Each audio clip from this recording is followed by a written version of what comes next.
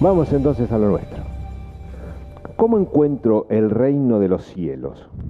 Este es el interrogante que nos planteamos y que casi sobre el final vamos a dar alguna respuesta, algún indicio en torno a este interrogante que ahora formulamos. Pero ¿cómo encuentro el reino de los cielos?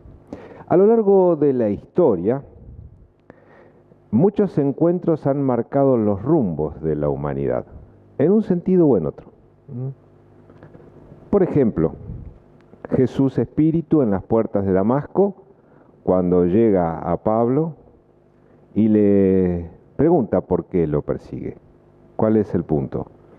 Esta transformación de Pablo de Tarso, después de este encuentro, cambia los destinos de la humanidad favorablemente y transforma a Pablo de Tarso, hasta ese momento perseguidor del mundo cristiano, en el mayor predicador del mundo cristiano. Podemos citar muchos encuentros, muchos. Cuando los fariseos le presentan una moneda a Jesús y le preguntan si era lícito dar tributo al César, si era justo pagar al César. La respuesta la conocen, ¿no? Todos, dad al César lo que es de César y a Dios lo que es de Dios. Y así podemos citar muchos de estos encuentros. Jesús en las bodas de Caná, muchísimos. En todos estos encuentros, si nosotros nos damos el permiso de ir más allá del hecho concreto, vamos a encontrar profundos mensajes sociopsicológicos, profundos. Hoy vamos a tratar uno en particular, un encuentro en particular, en el que posiblemente el mejor representante de las sombras y las tinieblas en aquel momento, representando a uno de los estados más tiranos que el planeta ha conocido, interroga a la luz misma, al ser más puro que Dios ha mandado a la tierra. Y de este encuentro van a surgir también interrogantes que vamos a ir compartiendo entre todos nosotros. Vamos a hacer un contexto un poquito histórico, social histórico, para que nos ubiquemos donde estábamos y después vamos a pasar al sentido psicológico de este encuentro haciendo un análisis del mismo. A ver qué les parece. Bueno. Por un lado teníamos a Herodes, que era el rey de Judea, Galilea, Samaria e Idumea.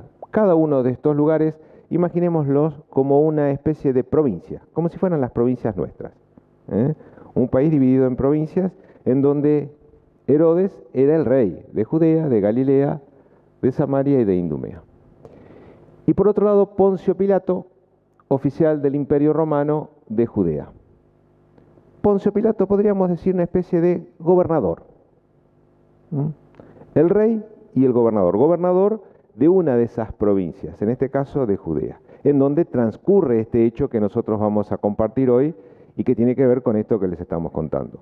Cuentan los historiadores que no son romanos y que no pertenecen al clero, con lo cual podemos encontrar en ellos un sentido más profundo de objetividad, que nos encontramos con uno de los gobiernos más tiranos, más corruptos de la época, el gobierno de Poncio Pilato, donde lo que se manejaba era todo a fuerza de poder, dinero, corrupción, muerte, sometimiento.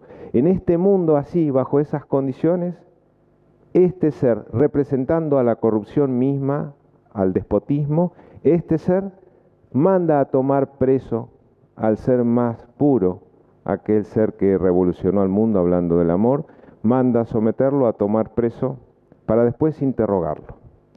Cuando Pilatos consigue arrestarlo bajo maniobras que no quedaron muy claras en cómo fueron, porque de estas maniobras se ha culpado siempre a Judas, que lo ha vendido, pero nunca se ha dicho nada de los soldados que lo fueron a buscar. Es una particularidad un poco extraña, ¿verdad? Si nosotros nos permitimos pensar.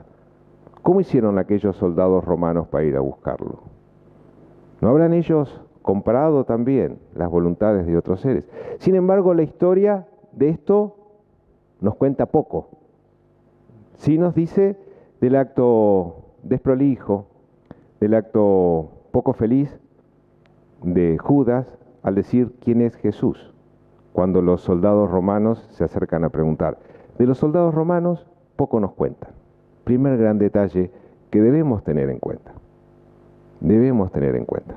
Esos soldados romanos lo apresan a Jesús, lo llevan a una especie de pretorio. El pretorio era como si fuera un juzgado actual, un lugar en donde los pretores, los magistrados, los jueces, tomaban a los prisioneros y ellos mismos, en el mejor de los casos, los interrogaban para que pudieran defenderse. En el mejor de los casos. No era el caso de Poncio Pilato, sino era su costumbre, pero en este caso, Poncio Pilato formula esta pregunta a Jesús. ¿Eres tú el rey de los judíos? ¿Por qué le hace esta pregunta? ¿Qué está pasando en ese momento? En ese entonces, las autoridades del Sanedrín, que eran las autoridades político-religiosas del Estado de Judea, Estado que a la sazón había sido sometido por los romanos, estaban presionando para que juzguen a Jesús porque traía un concepto nuevo y distinto. En un mundo en el que el ojo por ojo era la alternativa y Jesús plantea la revolución del amor, a varios intereses, fundamentalmente a un sector del pueblo judío que eran los fariseos, les afectaba este punto de análisis. Entonces ellos presionan al gobierno de Pilato para que someta a Jesús, para que éste sea condenado. Es como si hoy en día, ante un preso público, las personas se aglomeraran frente a los tribunales y presionaran hoy en día con pancartas, ruedas y todos los métodos que conocemos. En aquel momento la historia era distinta. Pero también así esas autoridades se aglomeraban dentro o cerca del sector donde el pretorio, donde se iba a juzgar a Jesús, para que Poncio Pilato tomara una decisión en un sentido. Eso por un lado. Entonces, él le pregunta, ¿eres tú el rey de los judíos? Y todos conocemos, el maestro le informó que su reino no era de este mundo. Mi reino no es de este mundo. ¿Qué le está diciendo Jesús a Poncio Pilato? El ser más sublime delante del ser posiblemente más corrupto de aquel entonces. Pide al prefecto, a Poncio Pilato, elevarse por encima de la realidad material. Cuando le dice, mi reino no es de este mundo. Poncio Pilato no conocía otro reino que no sea el de su rey, el del poder, el de la tiranía, el del sometimiento. Y él le dice, mi reino no es de este mundo. Lo desconcierta con la respuesta. No se esperaba él esta respuesta. Y empieza a sentirse dubitativo con este tipo de preguntas. Porque ¿qué hace? ¿Qué respondo? Él fue a buscar una respuesta para después traer a aquellos a quienes se estaban quejando o estaban pidiendo la condena, darle una respuesta. Yo fui a preguntarle y se encuentra con que Jesús les dice esto, mi reino no es de este mundo. Van a ver cuál es el sentido profundo de esto. Van a ver el desenlace. Miren, Pilato se sintió presionado por fuerzas opuestas. Por un lado estaban los sacerdotes y la gente que fuera del pretorio. El pretorio, imagínenlo como un juzgado, un tribunal. Por un lado, los sacerdotes y la gente que fuera del pretorio esperaba la condena de Jesús. Y por otro lado, Herodes, que era el rey, no toleraría que haya absuelto un hombre que se decía rey en los dominios de Herodes. ¿Cuántos reyes va a haber? ¿Cómo es que el gobernador iba a consentir que otro rey existiera en los dominios de Herodes? Entonces, Pilato se encuentra delante de esta encrucijada. Un ser corrupto, innoble, que se encuentra delante de esta encrucijada.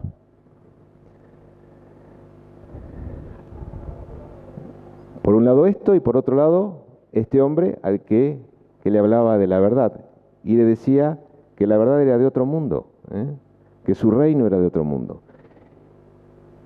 Y él encuentra en este hombre un inocente.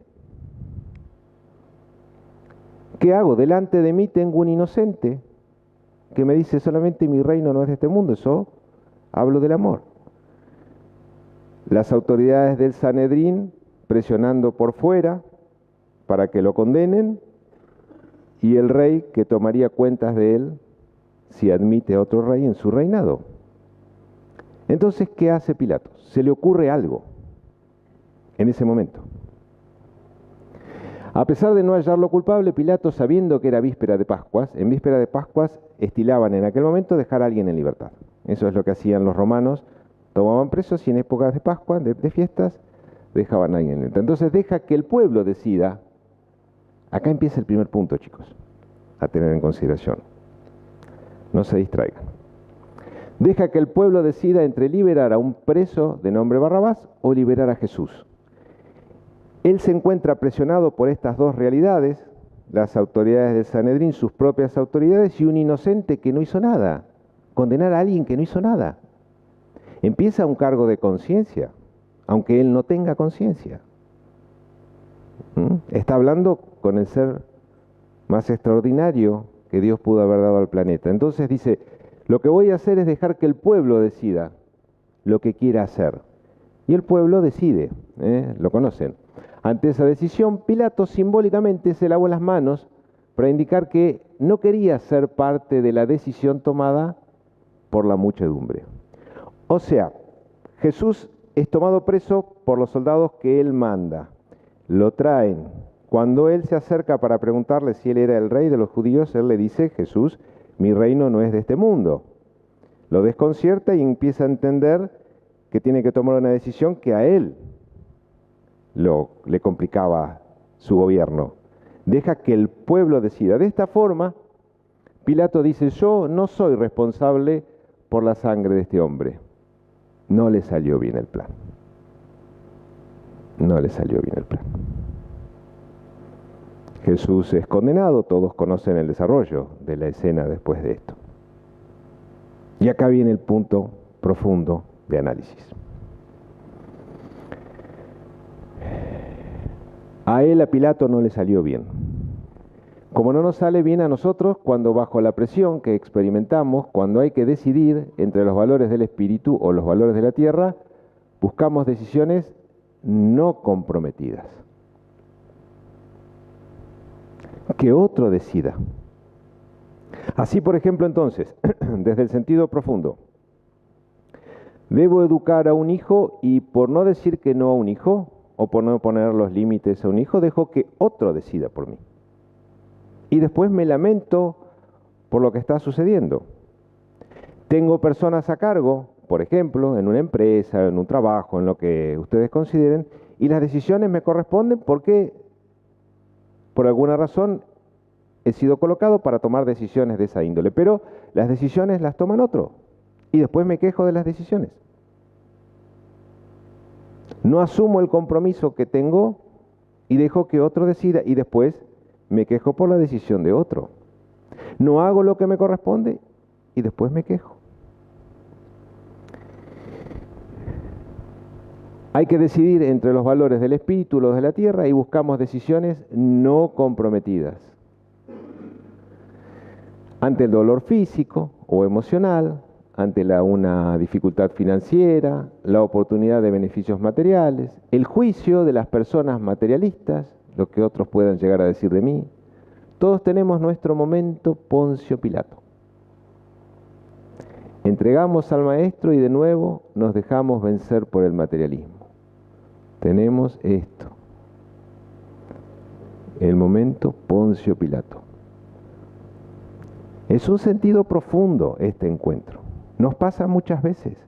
Cuando somos quienes debemos decidir y no lo hacemos, no hay diferencia. Por supuesto que no siempre hablamos de un crimen como el que él practicó, simplemente lo traemos como un símbolo de la falta de decisión. Pero todos tenemos en lo íntimo, vivimos en lo íntimo este momento Poncio Pilato. Por eso lo llamamos de esta forma, para que quede grabado en nuestro ser y podamos entender, cuando esto nos esté pasando, las consecuencias de ese hecho.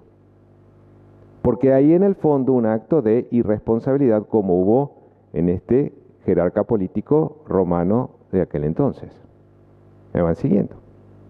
Tiene un sentido psicológico profundo el pasaje, este encuentro en el que Jesús le pregunta si él era el rey.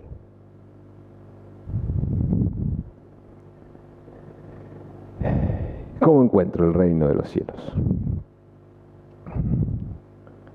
Es un tema, ¿no? ¿Les gusta el tema?